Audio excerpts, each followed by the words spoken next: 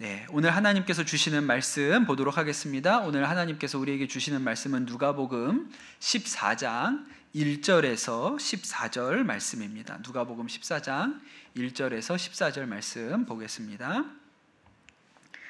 안식일에 예수께서 한 바리새인 지도자의 집에 떡 잡수시러 들어가시니 그들이 엿보고 있더라. 주의 앞에 수종병 든 한 사람이 있는지라. 예수께서 대답하여 율법 교사들과 바리새인들에게 이르시되 안식일에 병 고쳐주는 것이 합당하냐 아니하냐. 그들이 잠잠하거늘 예수께서 그 사람을 데려다가 고쳐 보내시고 또 그들에게 이르시되 너희 중에 누가 그 아들이나 소가 우물에 빠졌으면 안식일에라도 곧 끌어내지 않겠느냐 하시니 그들이 이에 대하여 대답하지 못하니라. 청함을 받은 사람들이 높은 자리 택함을 보시고 그들에게 비유로 말씀하여 이르시되 내가 누구에게나 혼인잔치에 청함을 받았을 때에 높은 자리에 앉지 말라. 그렇지 않으면 너보다 더 높은 사람이 청함을 받은 경우에 너와 그를 청한 자가 와서 너더러 이 사람에게 자리를 내주라 하리니 그때에 내가 부끄러워 끝자리로 가게 되리라. 청함을 받았을 때에 차라리 가서 끝자리에 앉으라. 그러면 너를 청한 자가 와서 너더러 벗이어 올라 앉으라 하리니 그때야 함께 앉은 모든 사람 앞에서 영광이 있으리라.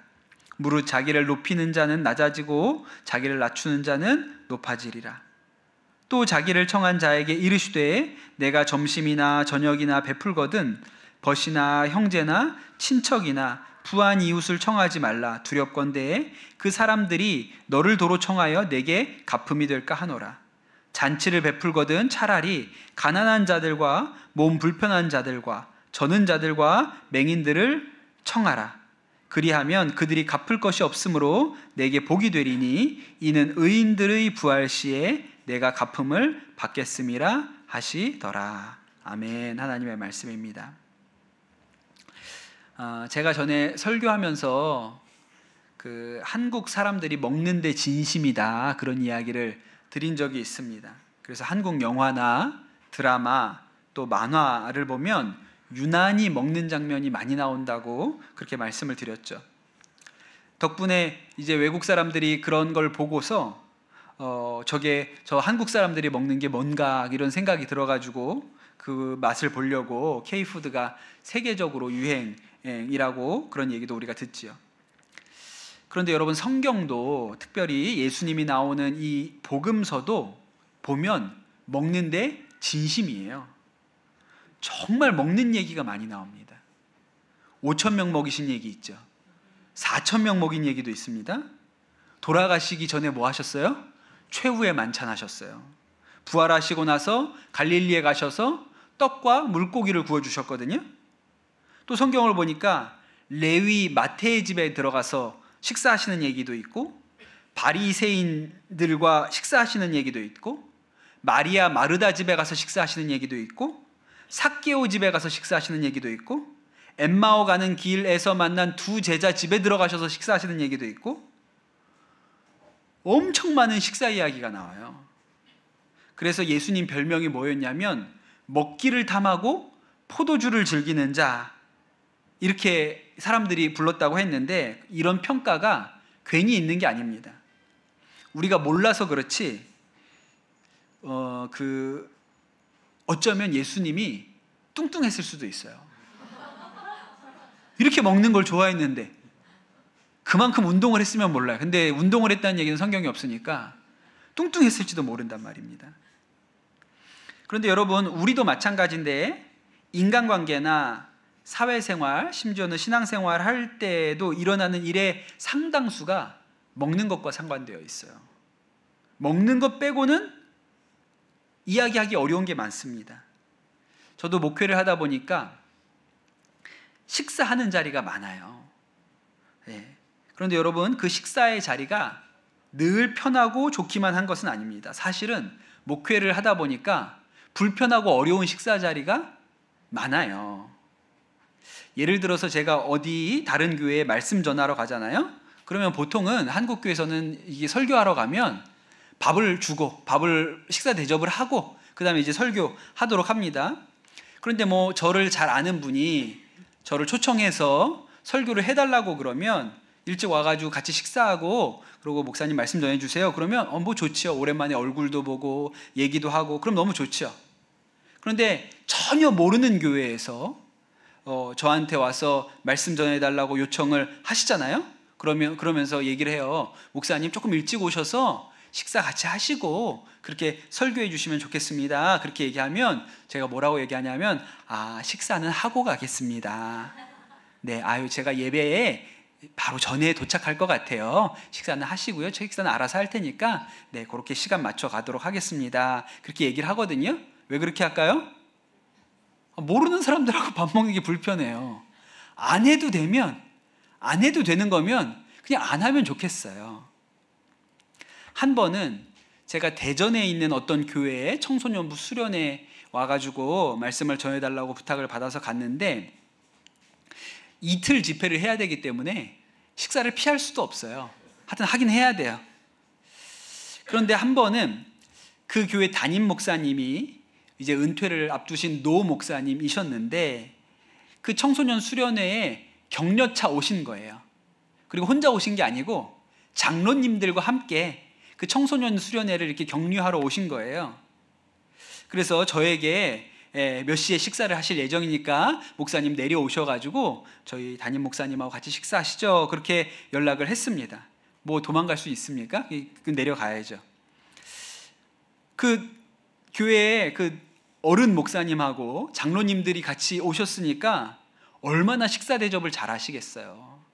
그런데 저는 그분들하고 뭐 산의 진미를 먹는 것보다 저 혼자 방에서 삼각김밥과 라면을 먹는 게 훨씬 편한 사람입니다. 그게 더 좋아요. 근데 뭐 내려가야 되니까 내려갔죠. 그래서 그 식당의 방에 그 목사님과 장로님들이 먼저 와 계셨는데 갔더니 뭘 잘못했는지 모르겠는데 장로님들이 그 목사님 앞에 무릎을 꿇고 혼나고 계신 거예요. 제가 들어가지도 못하고 밖에서 쭈뼛거리면서 이렇게 서 있었는데 거기 이제 청소년 담당하는 교육 목사님이 똑똑 두드리고 목사님, 강사 목사님 오셨습니다. 그러니까 이제 장로님들이 일어나시고 다 그 노 목사님 저한테 들어오시라고 그러시더라고요. 그래가지고 그 혼난 장로님들 틈바구니 앉아가지고 거기에 앉아서 제가 밥을 먹는데 이건 밥이 입으로 들어가는지 코로 들어가는지 모르고 빨리 좀 나갔으면 좋겠다. 하여튼 빨리 이 식사가 끝났으면 좋겠다. 그런 생각만 있어요. 그냥 불편한 자리가 있죠. 제가 오늘 이 설교를 준비하면서 구글에다가 검색을 해봤거든요. 세상에서 가장 불편한 식사 자리, 그걸 검색을 해봤는데 뭐가 나오냐면 옛날에 문재인 대통령 시절에 미국에서 트럼프 대통령이 우리나라에 오셨던 일이 있거든요.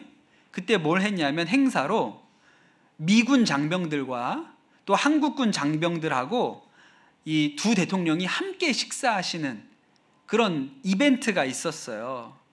그런데 이 트럼프 대통령하고 문재인 대통령이 나란히 앉은 게 아니고 이 두 대통령 사이에 우리나라 상병 하나를 앉혀놨어요. 그래서 우측에는 트럼프 대통령이 좌측에는 문재인 대통령이 앉아서 밥을 먹는 사진이 있어요. 그러면서 세상에서 가장 불편한 식사 자리.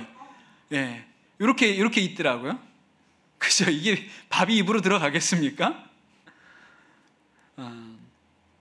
여러분 살다 보면 여러분도 불편한 식사 자리에 가보신 경험이 있으시죠? 시집간 며느리가 시댁 식구들 모인 첫 명절에서 식사한다고 생각해 보세요. 얼마나 불편하겠어요.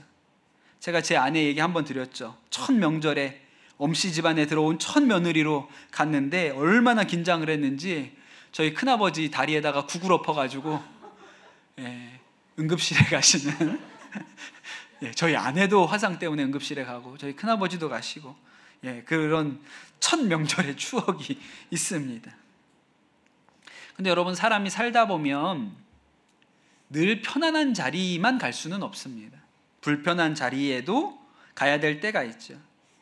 제가 선한복자교회에서 사역할 때 같이 동역했던 한 전도사님이 계신데 이 전도사님은 이렇게 교회에서 밥 먹을 때 이렇게 사역자들하고 같이 밥 먹는 게 힘든가 봐요.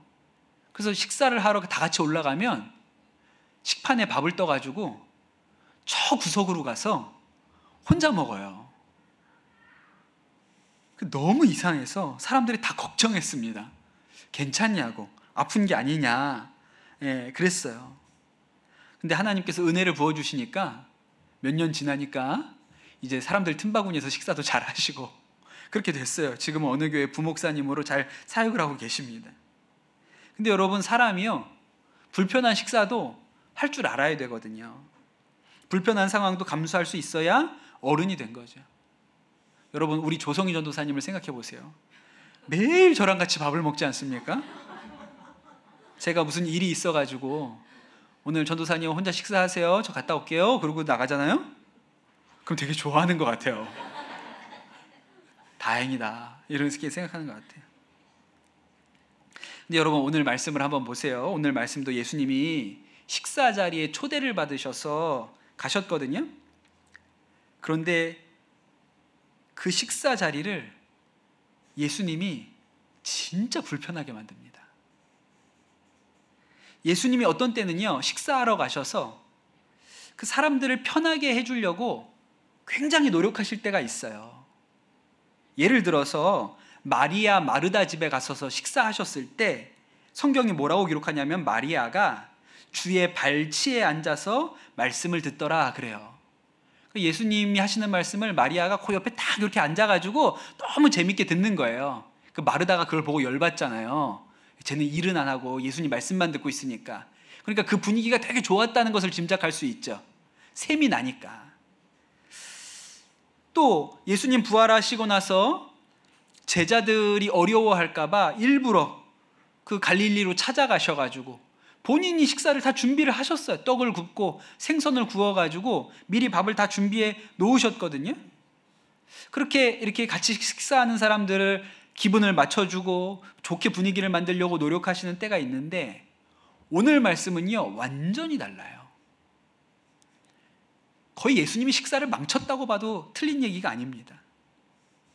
오늘 말씀에 보면 예수님이 안식일에 한 바리새인 지도자의 집에 가세요. 그 사람이 이제 초청을 한 겁니다.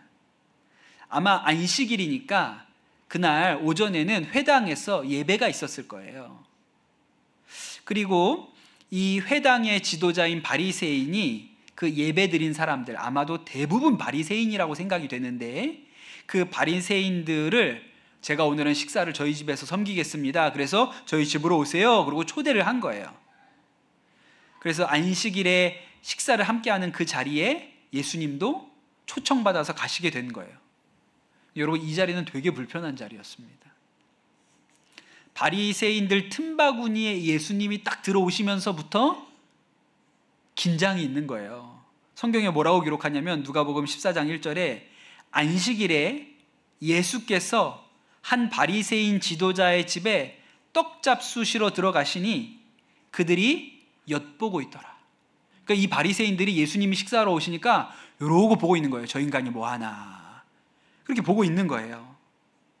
그런데 하필이면 그 식사하려고 하는 그 자리에 수종병에 걸린 사람이 있었습니다. 수종병은 신체의 어떤 부위에 물이 차서 이렇게 붓는 병이거든요. 그런데 예수님께서 그 식사 자리에 모인 바리새인들한테 물어봐요. 안식일에 병을 고치는 것이 합당하냐? 그런데 여러분, 그 앞에 13장에 먼저 예수님이 안식일에 회당에서 병 고치신 일이 문제가 된 얘기가 나와요. 그러니까 일주일 전에는 회당에 가셨는데 그날은 회당에서 아픈 사람을 고치신 것 때문에 문제가 됐어요. 근데 이번에는 회당을 나와서 남의 집에 식사를 하러 갔는데 그 바리새인들이 우글우글한 그 자리에서 이번에는 예수님이 먼저 도발하신 거예요. 안식일에 병을 고쳐도 되겠느냐? 라고 이 바리새인들한테 먼저 물으신 거예요. 분위기가 어땠을까요? 아무 말도 안 하는 거예요. 바리새인들이 아무 말도 안 하고 가만히 침묵이 흘러요. 이런 걸 요즘 말로 뭐라 그래요? 세 글자로? 갑분싸라고 하는 거예요. 갑자기 분위기가 싸해진 거죠.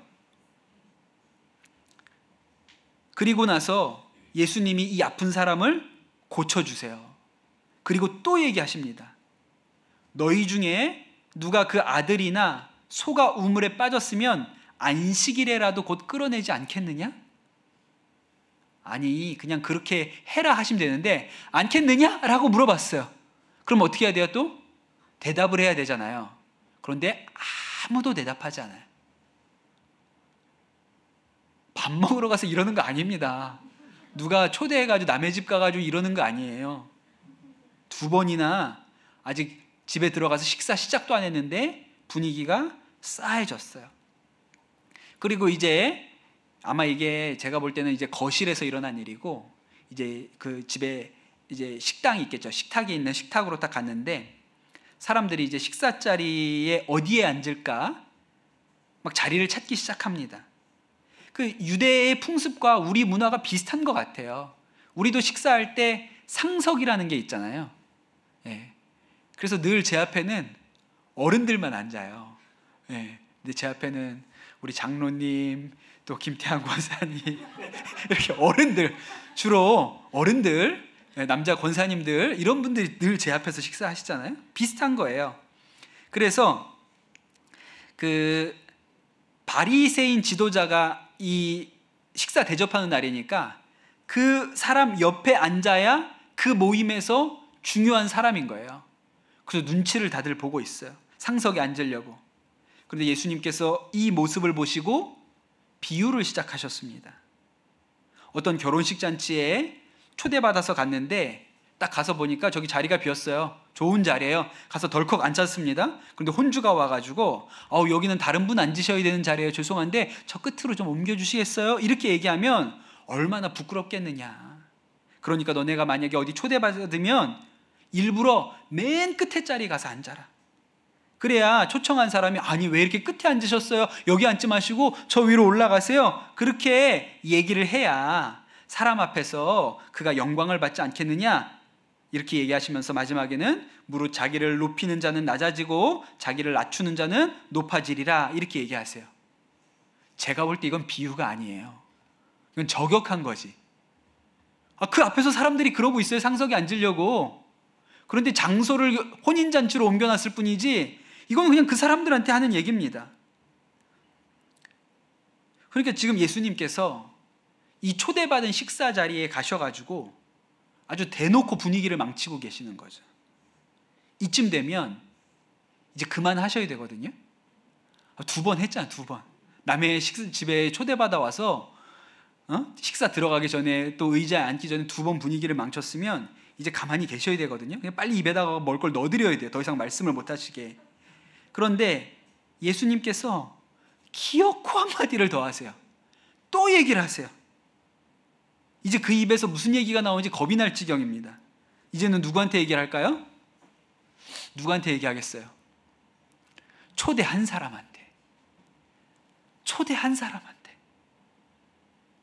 여러분 이건 진짜 어렵지 않습니까? 누가 밥을 산다는데 밥 사는 사람 있으면 축복해주고 띄워줘야지. 그 사람 면전에다 대고 싫은 소리 하면 돼요, 안 돼요? 안 되잖아요. 예의가 아니죠. 근데 우리 예수님이요, 인정사정이 없어요. 그 식사에 초대한 주인에게 이렇게 얘기합니다. 네가 다음에 점심이나 저녁을 누군가에게 베풀거든 그때는 벗이나 형제나 친척이나 부유한 이웃을 청하지 말고 청하지 말아라 그렇게 얘기를 하죠. 왜냐하면 그들이 잘 얻어먹고 돌아가서 다음에 너를 초청해서 식사를 대접하면 쌤쌤 아니냐. 너도 대접을 한번 했고 또 대접 한번 받았으니까 그냥 다 없어지는 것이다. 그러니 다음에 잔치를 베풀려거든 차라리 가난한 자들과 몸 불편한 자들과 저는 자와 맹인을 불러와라. 그러면 그 사람들은 갚을 것이 없으니까 식사 대접한 것이 너의 복이 될 것이다. 그러면 나중에 부활할 때 하나님이 너한테 갚아주실 것이다. 그렇게 얘기를 하는 거예요. 제 생각에는 100번 예수님을 좋게 평가하면 축복의 말씀을 하신 거예요. 네, 그게 더 좋은 길이다 이렇게 얘기를 하신 거예요. 근데 여러분 같으면 이런 분을 식사에 초대하시겠어요? 안 하시겠어요?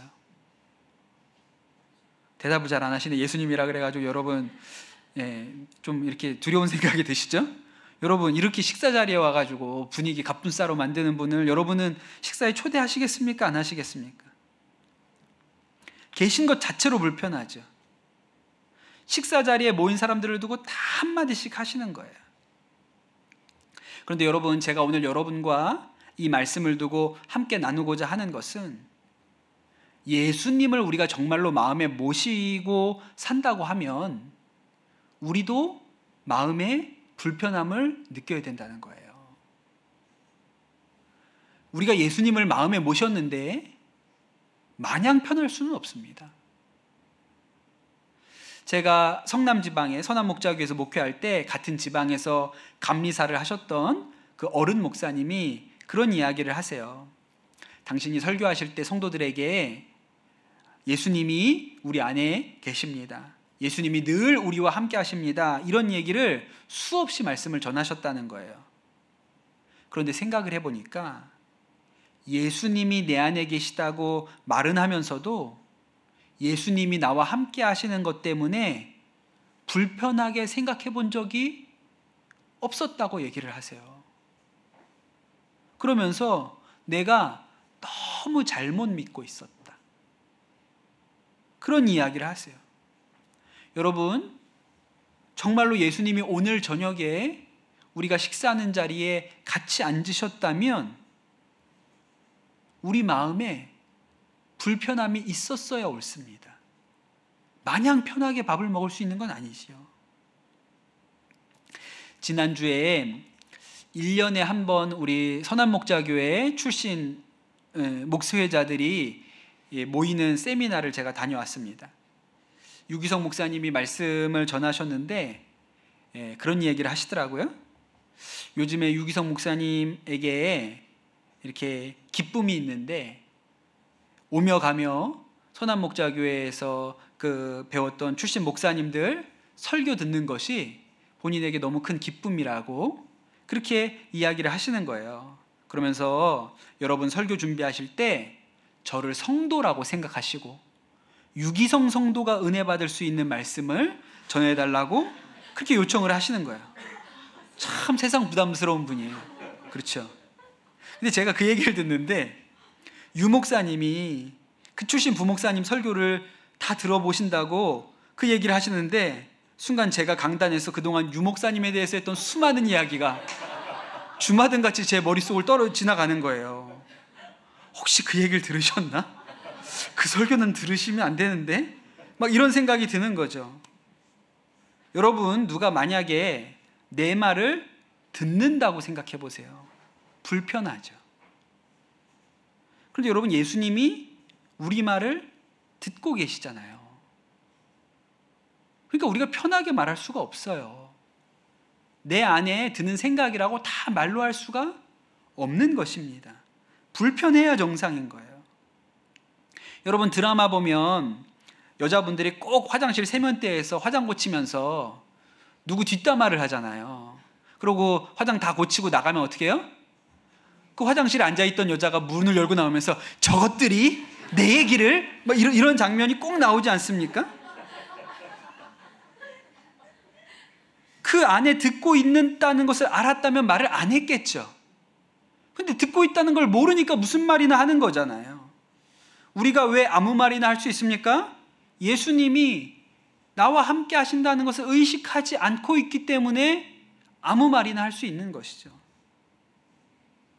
여러분, 제자들이 예수님과 함께 다닐 때를 한번 생각해 보세요.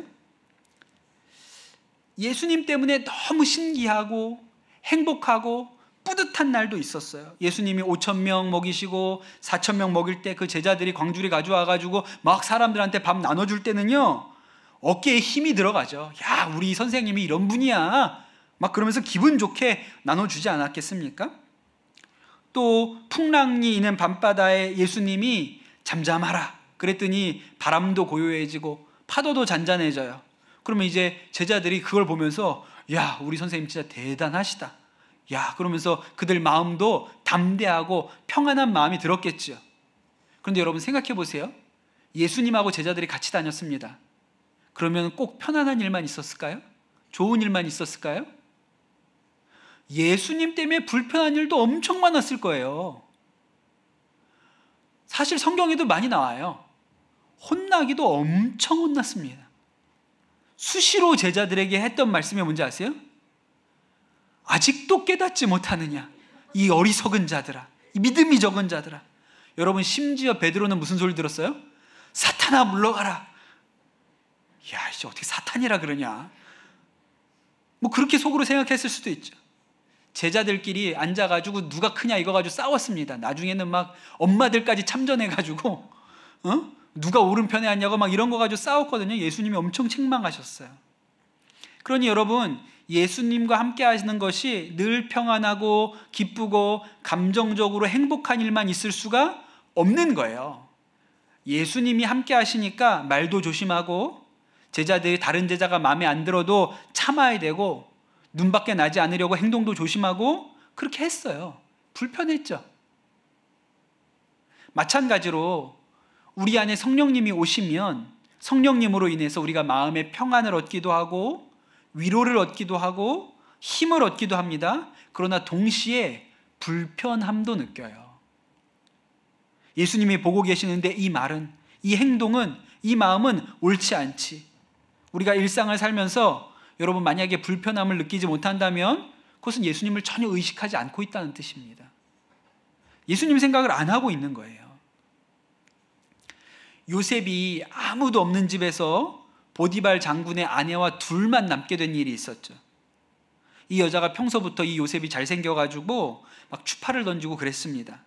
그런데 이제 둘만 있는 시간이 되니까 완전히 과감하게 요셉을 유혹하는 거예요. 요셉에게 막 매달렸습니다. 여러분, 요셉은 혈기왕성한 젊은 청년이에요. 그런데 요셉이 이 여자를 뿌리치고 뛰어나가죠. 왜 그렇습니까? 성경에 뭐라고 기록하죠? 하나님이 보고 계시다고 믿었기 때문이에요. 하나님이 보고 계시는데 내가 어떻게 죄를 지을 수 있나? 그렇게 생각했기 때문이죠. 아주 유명한 이야기가 있는데 중세의 어떤 수도원의 수도원 원장님이 그 많은 수도사들 중에 특별히 한 수도사를 굉장히 이렇게 편애했습니다. 동료 수도사들이 볼 때는 좀 모자라요. 이 사람이 행동도 굼뜨고 일도 잘 못해요. 말도 어눌합니다. 그래서 바보라고 놀려요. 자기들끼리 있을 때는.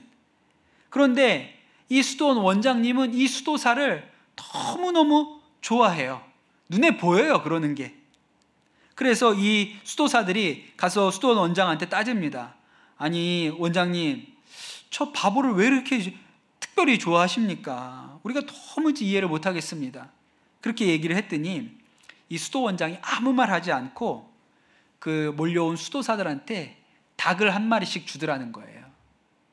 그리고 하는 이야기가 가서 아무도 보지 않는 곳에 가서 이 닭을 다 잡아서 가지고 오너라.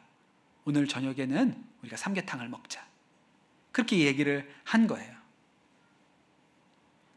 제일 먼저 온 사람은 10분 만에 왔습니다. 닭 모가지를 비틀어가지고 금방 가지고 왔어요. 그 중에 제일 늦은 사람도 30분 걸렸습니다. 그런데 이 바보 수도사는 안 오는 거예요. 무려 4시간이나 지난 후에야 땀을 뻘뻘 흘리면서 돌아왔는데 산 닭을 그냥 품에 안고 그러고 왔어요. 그러니 다른 수도사들이 혀를 차는 거예요. 아유, 저 인간 또 저럴 줄 알았지. 저것도 그냥 잡지도 못하고 저러고 왔네. 근데 이 수도원장이 그 수도사에게 물어봅니다. 너는 어째서 닭을 잡지 못하고 산채로 가져왔느냐? 그렇게 물었더니 이 수도사가 하는 얘기가 아무도 보지 않는 곳에서 잡으려고 화장실도 가보고 헛간도 가보고 숲속을 온갖 곳을 헤매고 다녔지만 그 어느 곳에서나 누군가 저를 보고 계시는 것 같아 제가 결국 잡지 못하고 가지고 왔습니다. 그렇게 얘기를 하니까 이 수도원장이 다른 수도사들을 보면서 이제 내가 이 수도사를 왜 사랑하는지 너희가 알겠느냐, 그렇게 했다는 이야기가 있어요. 하나님이 보고 있는다고 믿으니까 안 보고 계신 장소가 없는 거예요. 그래서 닭을 못 잡고 온 거죠. 제가 청소년 시절에 이렇게 그때 비디오 가게에 가서 빨간 띠가 있는 그런 비디오, 성인 비디오를 봤을 때 제 마음에 괴로운 생각이 들었습니다.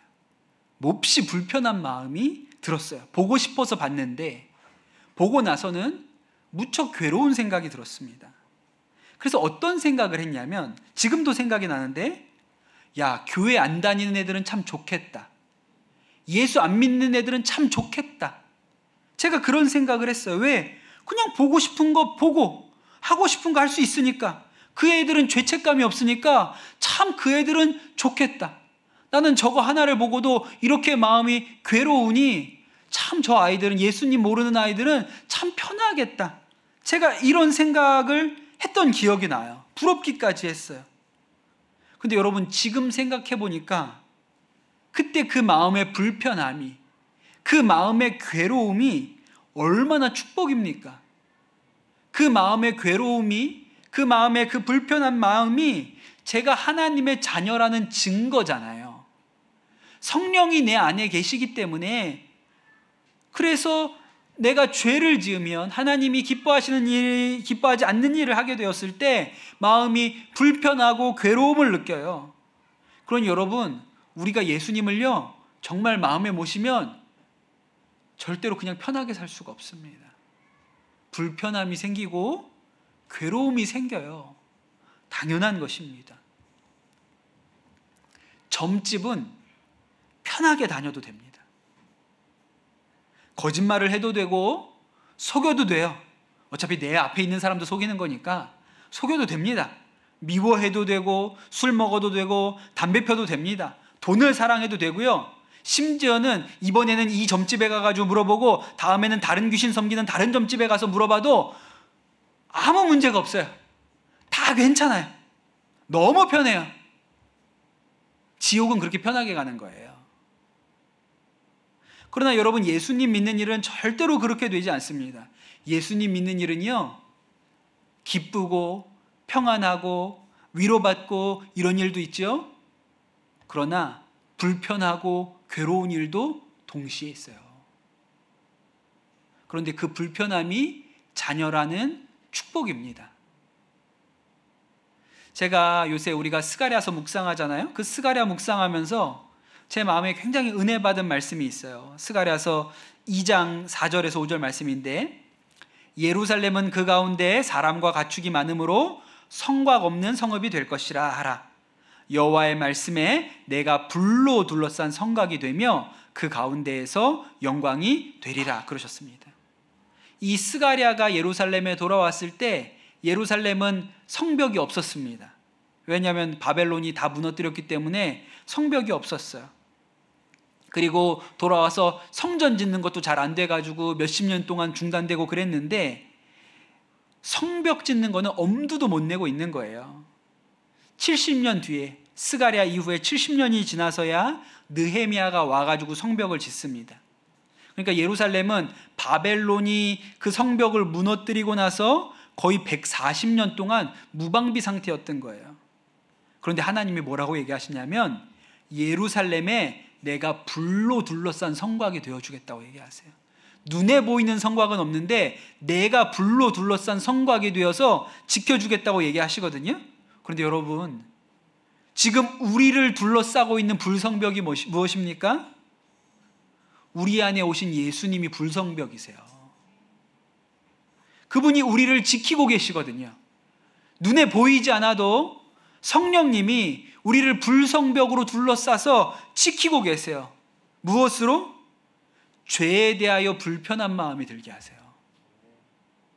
거짓말할 때 마음이 괴롭고, 남에 대해서 비판하고 정죄할 때 좋지 않은 이야기하고 나서 또 마음이 괴롭고 불편하게 하세요.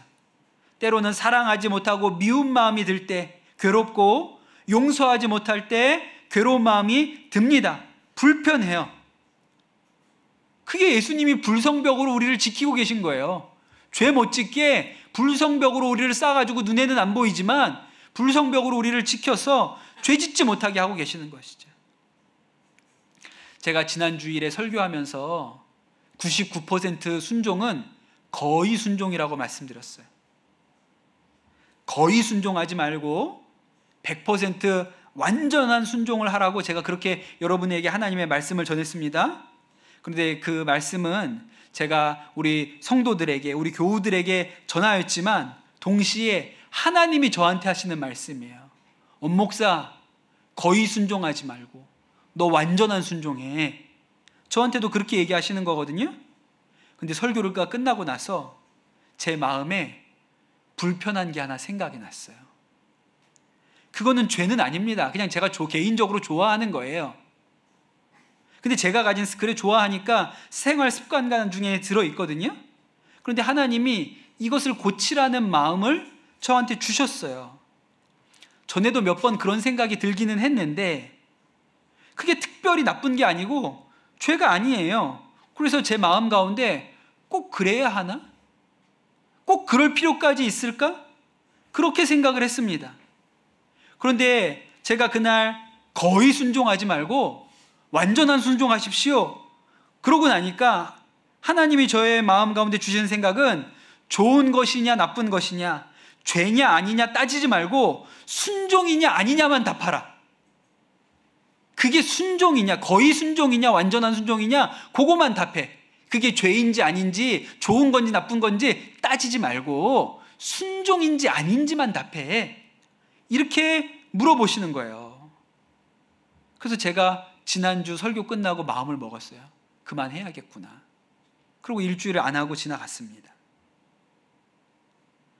그럼 여러분, 성령님이 우리 안에 오시면요, 불편해요. 괴로워요. 왜? 내 맘대로 못하니까. 내 하고 싶은 거 다 못하니까. 그런데 여러분, 이게 불성벽이죠. 하나님이 이 마음으로 우리를 지키고 계신 거예요. 예수님을 모신 식사 자리가 여러분 늘 편안하고 좋고 행복하기만 할 것 같습니까? 쓴소리도 하세요. 네. 틀린 게 있으면 지적도 하세요. 대놓고 비유처럼 하시는데 들어보니까 내 얘기네. 아이고 저격하시네 오늘. 그런 일이 왜 없겠어요? 여러분, 하나님의 말씀이 들어보면 저격하는 거잖아요. 목사님이 어떻게 날 어디서 들었나, 누가 내 얘기를 목사님한테 가서 했나, 어떻게 내 얘기를 저렇게 해? 그게 아니고 성령님이 네 얘기잖아 라고 깨닫게 하시는 거잖아요. 그러니 여러분, 예수님이 우리 안에 오시면 편하기만 할 수는 없습니다. 은혜도 있고 기쁨도 있고 감사도 있고 위로도 있죠. 그런데 여러분, 불편한 것도 있어요. 괴로운 것도 있어요. 그게 예수님과 함께하는 것입니다. 예수님의 사람 제자훈련 교재에 보면 유기성 목사님이 이런 얘기를 하세요. 제가 읽어드릴게요. 한 번은 큰 회사의 대표이사가 교회에 등록하기를 원한다는 말을 들었습니다. 그가 교회에 등록하기 전에 저와 상담을 하고 싶다고 해서 약속을 잡았습니다. 저녁 식사 장소로 차를 운전해 가고 있는데 이상하게 마음이 편하지가 않고 두려움이 밀려오는 것을 느꼈습니다. 저는 도대체 제가 왜 그런 감정을 느끼는지 알 수 없었습니다. 그래서 주님께 물었습니다. 주님, 혹시 제가 뭐 잘못한 거라도 있나요? 그러자 갑자기 제 마음에 한 여성도가 떠올랐습니다. 그녀는 시장에서 옷가게를 했는데 최근에 부도를 내고 구치소에 수감이 되어 있었습니다. 저는 그 소식을 들었지만 여러 가지 일로 너무 바빠서 면회를 가지 못했습니다. 순간 주님께서 책망하시는 것이 느껴졌습니다. 너 회사 대표이사 만나는 일에는 시간을 그렇게 잘 내면서 그 여성도를 면회하러 갈 시간은 없었느냐?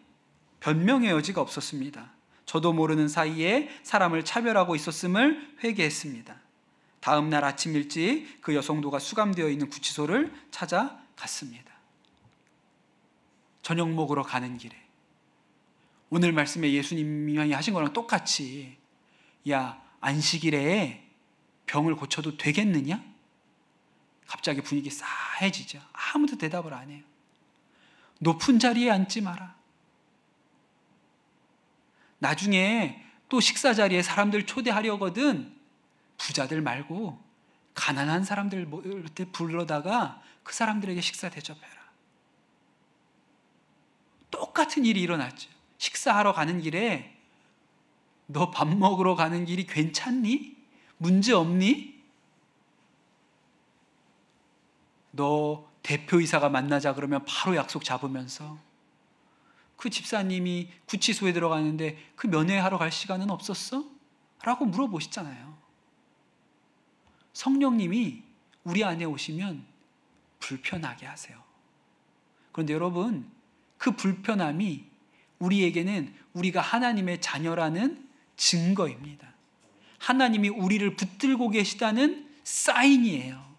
하나님께서 눈에 보이지 않지만 불성벽으로 우리를 지키셔서 우리가 더 이상 악한 길로, 죄의 길로 마귀가 쏘는 화살을 막아내고 계시다는 징표가 됩니다. 그건 여러분 마음 가운데 성령님이 책망하실 때, 불편하게 하실 때, 또 우리의 마음이 괴롭게 하실 때, 아, 내가 주 안에 있구나. 내가 예수 그리스도 안에 있구나. 예수 믿는데 예수님 내 안에 계시다고 하는데 너무 편해. 내 마음대로 해도 아무 느낌이 없어. 그럼 여러분 큰일 났다고 생각하셔야 됩니다. 내 마음이 망가져 있구나. 불성벽이 거쳤구나. 이렇게 생각을 하셔야 되는 것이죠. 여러분 안에 오신 성령님을 여러분 날마다 의식하시기를 축복합니다. 그분이 기쁨을 주실 때도, 위로를 주실 때도, 힘을 주실 때도 의식하시고, 또 그분이 내 마음 가운데 괴롭게 하실 때, 책망하실 때, 불편하게 하실 때도 아, 예수님이시구나. 그렇게 여러분 마음에 받으시면 우리가 예수님 안에 온전히 거하게 됩니다. 그런 은혜가 우리 모든 성도들에게 있게 되시기를 예수님의 이름으로 축복합니다. 우리 같이 찬양하고 기도하도록 하겠습니다.